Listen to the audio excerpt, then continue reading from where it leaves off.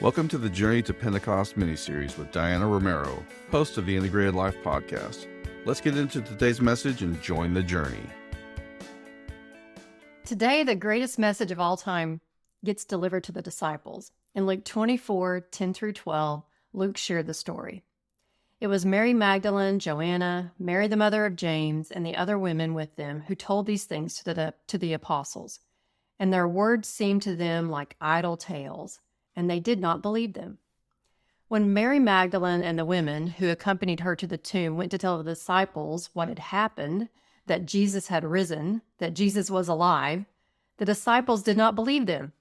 They thought the women were talking nonsense. I can understand that the story was hard to believe, even though Jesus had told them he would rise on the third day, and even though they had seen him raise Lazarus from the dead. The thing is that one of the disciples that gets the bad reputation for unbelief is Thomas. I grew up in church, and it was never stressed in the stories about the resurrection that all the disciples didn't believe.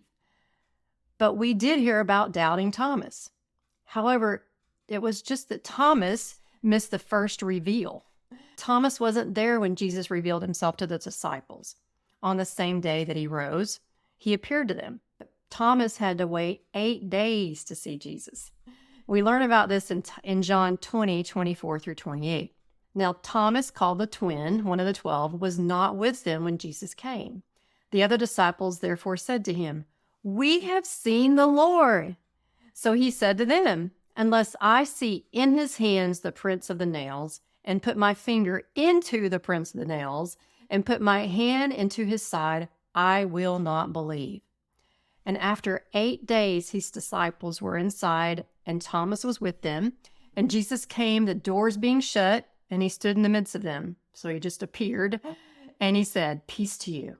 Then he said to Thomas, so I love this, that Jesus immediately addresses Thomas, and he says, "Reach your finger here and look at my hands, and reach your hand here and put it into my side.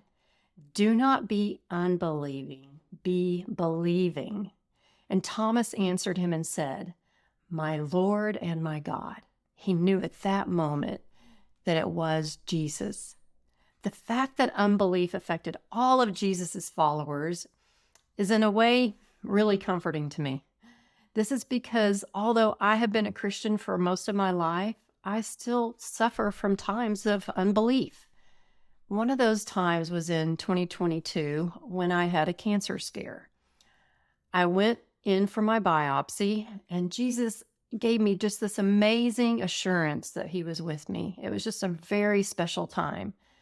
However, in the days following, while I was waiting on the results, I had these moments of great fear.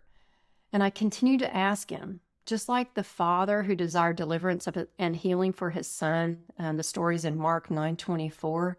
And the father said this, he said, "I do believe, but help me overcome my own belief."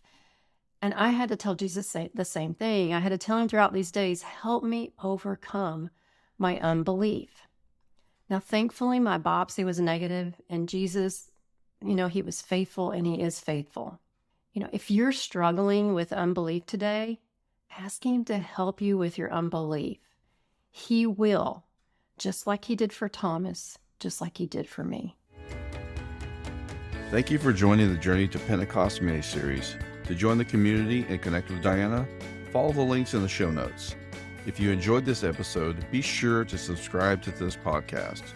If you know somebody who should join you on this journey to Pentecost, we invite you to share this link with them and help us spread the good news.